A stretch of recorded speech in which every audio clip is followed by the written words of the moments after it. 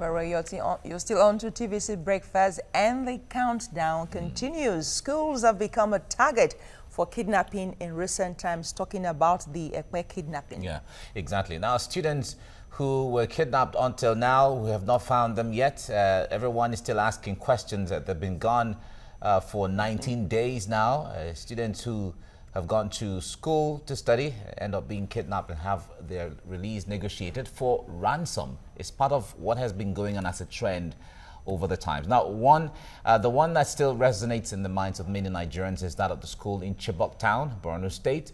Boko Haram militants abducted about 276 girls who were preparing for their exams on April 14th, 2014. More than 100 of these girls have been freed with some form of negotiation. About 3 others were found wandering and were rescued. 3 years after, what fate lies ahead for those still in captivity? That's the big question. And on February 29, 2016, 3 students of Babington Macaulay Junior Seminary, Ikorodu School in Lagos, were abducted by unknown gunmen. They regained their freedom on March the 6th, 2016. 4 pupils, a vice principal and a teacher of the Lagos State Model College, Igbonla Ekpe, Lagos, were abducted on October 6, 2016. They were released some days later. About 8 staff and students of the Nigeria Turkish International School, Isheri, Ogun State, were abducted on January 13, 2017. They regained their freedom, thank God, on January the 24th. Now, in May earlier, gunmen again struck the Lagos State Model College in Ekpe about 7 months after the first abduction, and they kidnapped 6 students after profiling them, and they're yet to regain freedom.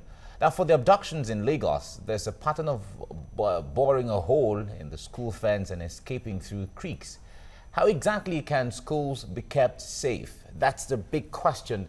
A lot of parents are asking, a lot of Nigerians are asking, if you have schools and your children are supposed to be safe for that period of time and they're not safe, how do we ensure that?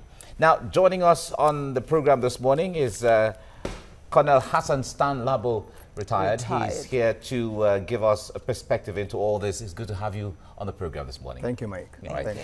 Now, let me first ask, 19 days after these students have been kidnapped, we have not heard anything from them yet as to their release or what even the security agencies are doing. How embarrassing or how interesting would we say this is when it comes to the effort at rescuing them? Well, I would say your guess is as good as mine. We all want to believe the law enforcement agents are on top of the situation, as usual. I think that's the phrase we all use now. And I think with time, maybe we would see what will be the outcome of it all. I know, on the other hand, at times, relations of victims normally try to help themselves through ransom payments and things like that. In as much as it will be easier for those of us who are not really involved, per se, to say, look, don't pay ransoms. But if you were related to any of those guys and there is an option of ransom, I want to believe you definitely you would see yourself going into it. So you more so when there are delays, like we have noticed. You advise individual, of course, like you said, if you're concerned, you know where the shoe hurts, than for the government to say, okay, no negotiations at all. Ordinarily, we would say no negotiations at all, but I'm only trying to be realistic here. That if it were my daughter, and the governor is telling me, no negotiation, I mean, no, don't pay ransom. My sister, I must be very realistic. You'll do anything possible. I would do anything to get my kids back. Okay, now let's get back. Let's take it to the schools themselves. We just reeled out the profile of schools that have come under attack one way or the other from kidnapping students. How safe are our schools on the general, if we have to give an overview now with what's going on? Very unsafe. Very, very unsafe. First and foremost, our schools are not safe because in the first place, we have not put in place what I would call appropriate urban security strategy for cities. It's a compendium, so to speak, of of a compilation that, you know, addresses in sectoral manner the security requirements that would have to come into place for each of the sectors, educational institutions, leisure and hotels, shopping malls, hospitals, offices, homes, and so on. If we have such a thing in place, then now let's look at what will be the elements under, say, educational institutions, and look at it in line with what we have with this school or with some of the schools. If you look at that Epe school, whenever you guys, bring it on telly, you will see that it is generally surrounded by thick forests. I don't know if you've observed it. Those are places where all these nefarious guys could always hide. So in a layman's language, you're talking about the location of the schools right now. Is that what you're talking about? Not necessarily the location, but steps that have been taken.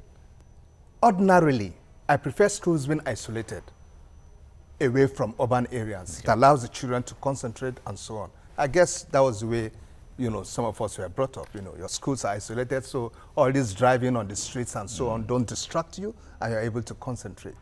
But given the way society has evolved now, we should be talking of how do we reduce the foliage in some of these thick forests around there. I'm not saying we should tamper with the trees. Environmentalists will cut off your head if you do that. Yeah. Reduce the foliage so that people can see through. Now move on from there. These schools, do they have fences? How many of our schools are fenced? If they are fenced, given the way some of them are isolated like these ones, what is the height of the fence? Do they have perforations where some of these kids can easily pass through and go do one or two things and come back, and which gives room even for individuals outside to come in? Now, if it is fenced, is there a gate? And what is the access arrangement through that gate for both vehicular and human traffic? Okay, is it just a thoroughfare? Or for you to gain entrance into the school, you must go through a process. We keep talking about, is there, for instance, do we have CCTV? Very rare, of course, because in this part of the world, we are here to really imbibe that. You can see what's happening in Europe and how very easily, by looking at the footages of CCTV, most of these criminals are easily identified. We need to start imbibing such things in our schools. Let's try and I think one major thing, points, sorry my dear, yes. I think one major thing is that most of our schools or government infrastructure are designed with a high deficit of security inputs. So we begin to have things like this. Can we take some of those points one after the other so we exhaust them and people can really learn? Talking about the fences now, what should be the standard? What should we be looking at? Talking about the fences and the walls in the schools. Good. I don't want to sound too technical, but there is an acceptable height which a fence must attain. Okay? And even the foundation and the strength of the fence itself. There are fences and there are fences. Okay? There are some fences that are even constructed with just 6-inch blocks. There are some that would actually be constructed by 9 inches block to give it a better, yes, and so on. All these would have to be taken into cognizance, all right? The technical people have the prescriptions for all this, all right? All those perforations we see shouldn't just be there at all. They shouldn't be there.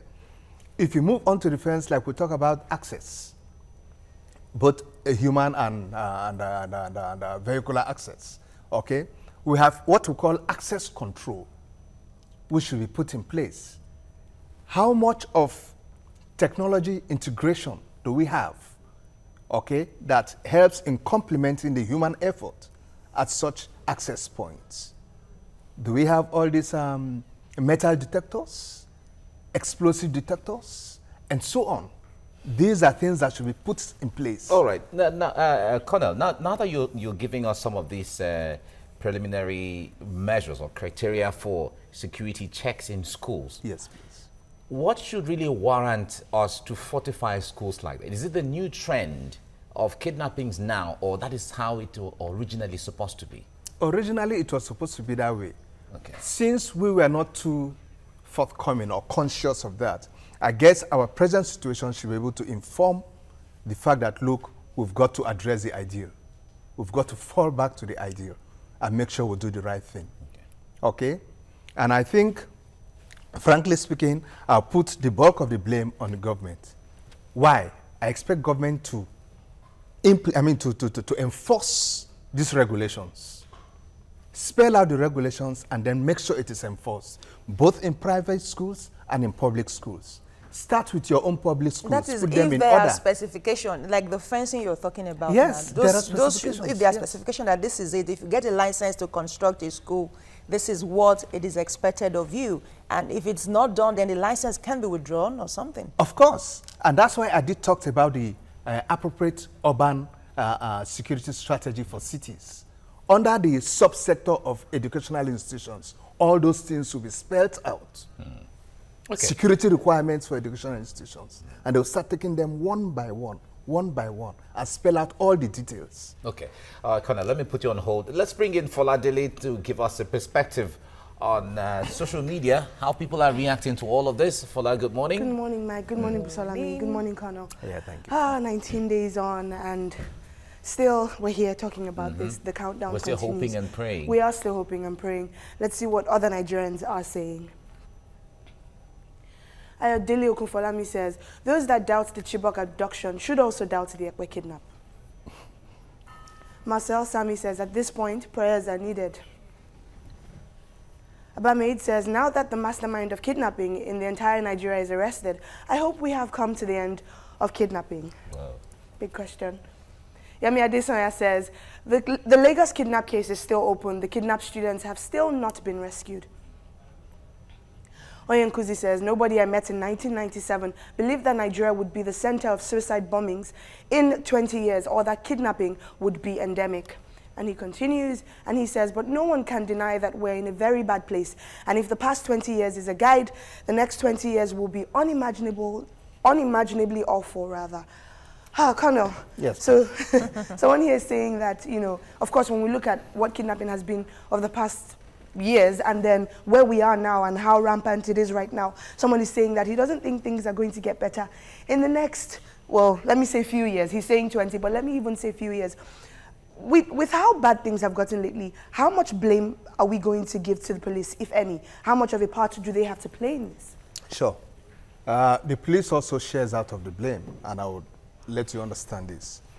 Every divisional police headquarters now is supposed to have what we call the counter-terrorist liaison officer's desk. Okay? And what is the responsibility of the officer that mans that desk? He is supposed to liaise with the community, liaise with soft targets within the community, which includes our educational institutions. And what does he do while liaising with them?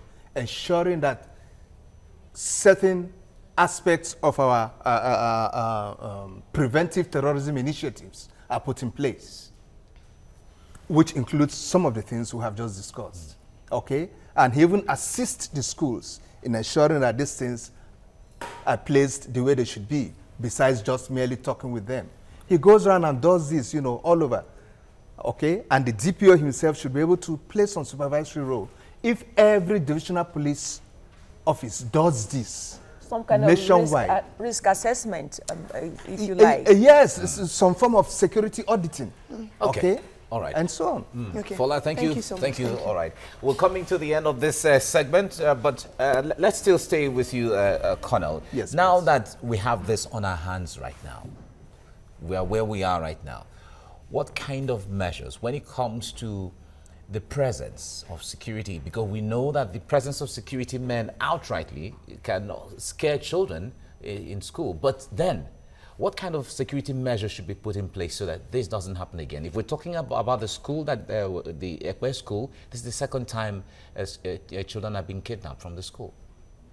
What kind of measures should be put in place? Security measures should be put in place.